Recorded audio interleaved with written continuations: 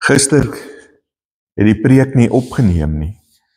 So terwille van die wat dit graag nog wou hoor en dalk vir vriende en familie wou aanstuur, neem ek dit weer op vanmôre.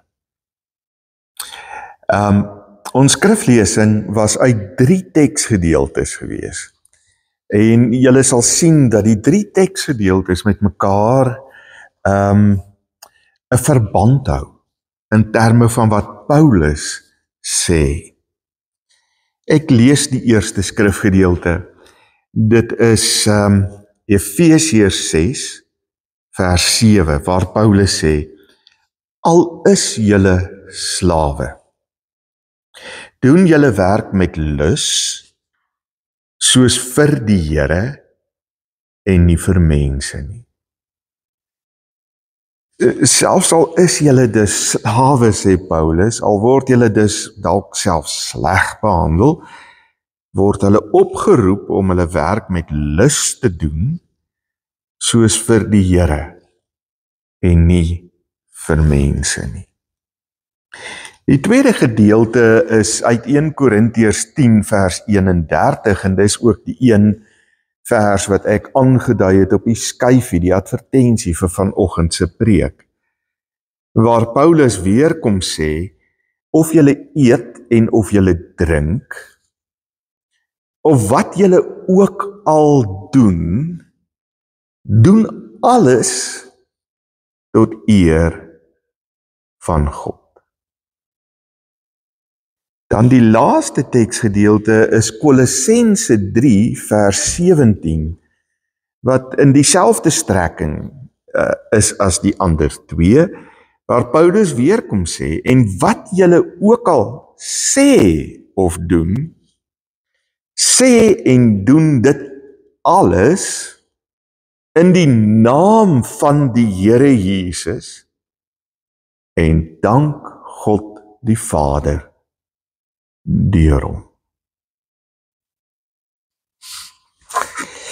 En my liewe vriende,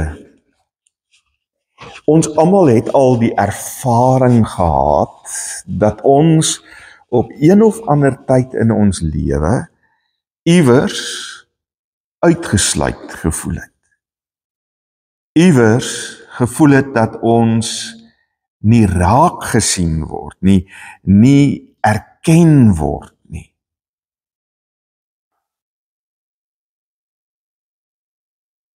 Almal van ons het al die ervaring gehad waar jy dalk by 'n braaivleisvuur staan en almal praat met mekaar en niemand sien jou eers raak nie. Hulle maak asof jy nie eers bestaan nie. Vra nie jou opinie nie, vra nie eers jou naam nie. Hoe voel jy wanneer dit met jou gebeur?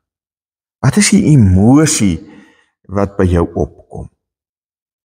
Hoe voel dit om oorgesien te word? Of hoe voel dit om nie gekies te word nie? Om vir daai pos by die werk die beste kandidaat te wees en dan word 'n ander persoon in jou plek aangestel? Hoe voel dit wanneer jy weet jy 'n goeie bydrae kan lewer, maar jy word nie genooi nie? Een van die mens se heel diepste behoeftes is om ingesluit te voel, liewe vriende. Ons wil almal iewers iets beteken. Jare terug was daar 'n pragtige reeks, sitcom, soos wat dit genoem is op TV gewees, met die naam Cheers.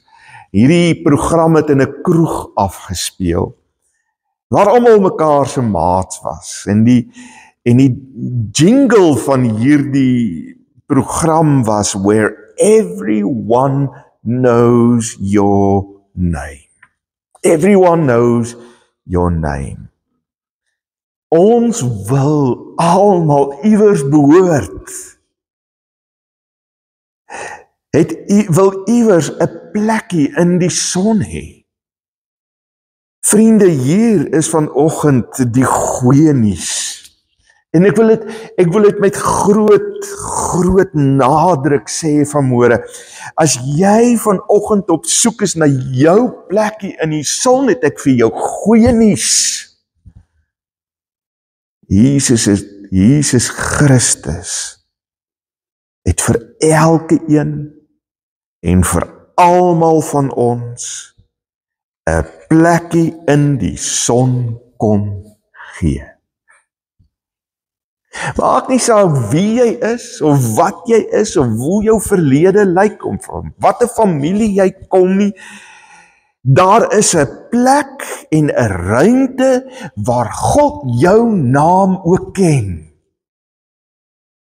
Jesaja 43 vers 1b sê Jesaja, sê God, ek het jou op jou naam geroep. Jy is myne. Elke een van ons, as ons hier sit vanmôre, behoort aan die Here Jesus Christus. Hy het jou op jou naam geroep.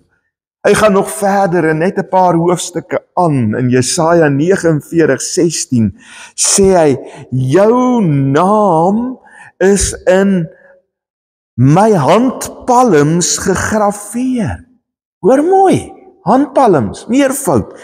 Jou naam is in beide God se hande gegraveer. So maak nie saak na watter hand hy kyk nie.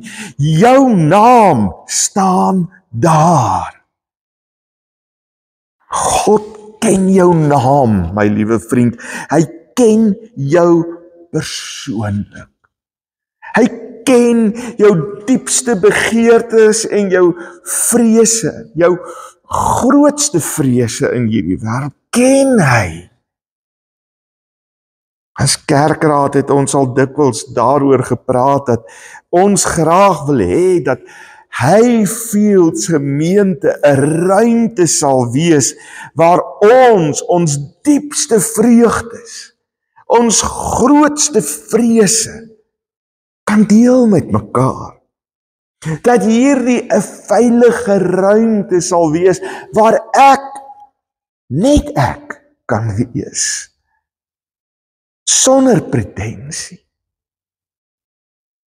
Met al my hang-ups en al my snaaksighede, net ek kan wees.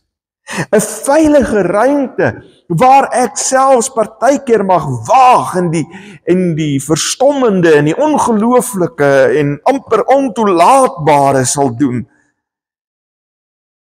En waar ons in mekaar se sukses deel, maar ook mekaar aanmoedig en bemoedig wanneer ons val en faal.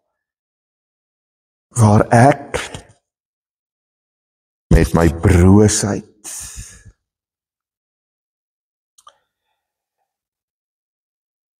voor julle kan kom staan, julle voor my en ons voor mekaar, sonder enige veroordeling.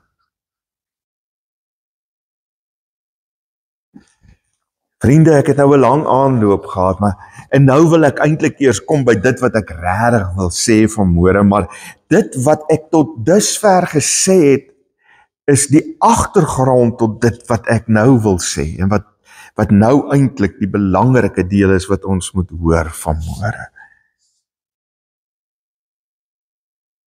Jy sien, ons glo dikwels dat net sommige gemeentelede 'n rol, 'n plek, 'n gawe het om in die gemeente te speel. Jy moet oor sekere kwaliteite besit voordat jy hier kan tuis wees, 'n rol kan kom speel, 'n verskil kan kom maak. Die Here sal ons sê, roep net sekere mense tot sy diens. Dis net dominees en diakens en ouderlinge en pastore en evangeliste en kattegete en dies meer wat geroep word om in diens van die Here te staan.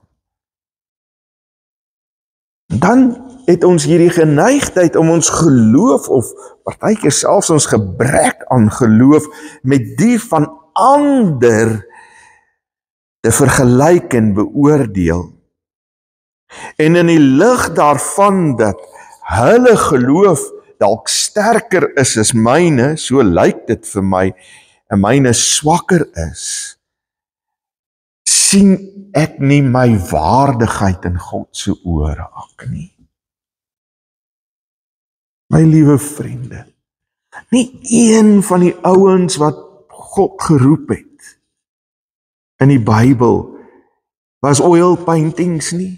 Nie een van hulle het oor baie besondere kwaliteite beskik wat God in sy koninkryk kon gebruik nie. Trouwens, hulle was stikkende, gebroke mense. Moses is 'n man wat voortvlugtend was en moord gepleeg het in Egipte. Abraham was 'n heiden toe die Here hom geroep het. Man, en hy het gejok. Hy het vertel dat sy vrou sy suster is by 2 geleenthede. Hy het die Here op 'n stadium nie vertrou om vir hom 'n kind te gee nie, en hy het 'n ander vrou geneem. Jakob se naam is bedreig. Come on, get real. Alles almal gebruik. Samson het 'n oog vir 'n vrou gehad en Dawid het moord gepleeg en oorspel en sy huis, sy gesinslewe was chaos gewees. En Rahab, die vrou wat die ouens, die spioene uit Jerigo laat ontsnap het, was 'n vrou van swak sedes. God kies niemand op grond van sy of haar sogenaamde voortreffelikhede, nie, liewe vriende. Paulus het met die Here geworstel op 'n stadium oor die doring in sy vlees, en ons lees daarvan in 2 Korintiërs 12 vers 9 tot 10. En dan sê God vir hom, my genade is vir jou genoeg, maar hier kom die belangrike ding wat God uiteindelik sê, my krag kom juis tot volle werking wanneer jy swak is. Wanneer jy soos 'n Moses is, soos hy 'n Jakob is, of 'n Dawid is. Wanneer jy weet dat jy eintlik in die oë van God geen aanspraak kan maak nie. Wanneer jy swak is, dan kom God se krag tot sy volle werking. Ons glo dikwels ons kan nie en ons is nie goed genoeg nie om vir God iets in hierdie wêreld te kan doen nie. Ons het nie die vaardighede nie. Wel, Moses het ook nie gehad nie, hy het met die Here gestry en gestry totdat die Here hom uiteindelik heeltemal oortuig het. Hy het gesê hy kan dit nie alleen doen nie, en toe sê die Here vir hom, maar nog voordat jy klaar gepraat het, is Aaron alreeds op pad om jou te kom bystaan. Die Here het vir Moses voorberei op die taak wat hy moes gaan doen. Ja, en die taak het wel te groot en te oorweldigend gelyk, en so lyk dit ook baie keer vir ons, liewe vriende. Maar dis juist die hele punt. God gee God groote opdragte, sodat God groote goed in ons lewens kan gebeur. Hoe sal ons ooit vir God die eer en die lof en die aanbidding kan gee, as ons glo dat dit ons is wat dit alles vermag het?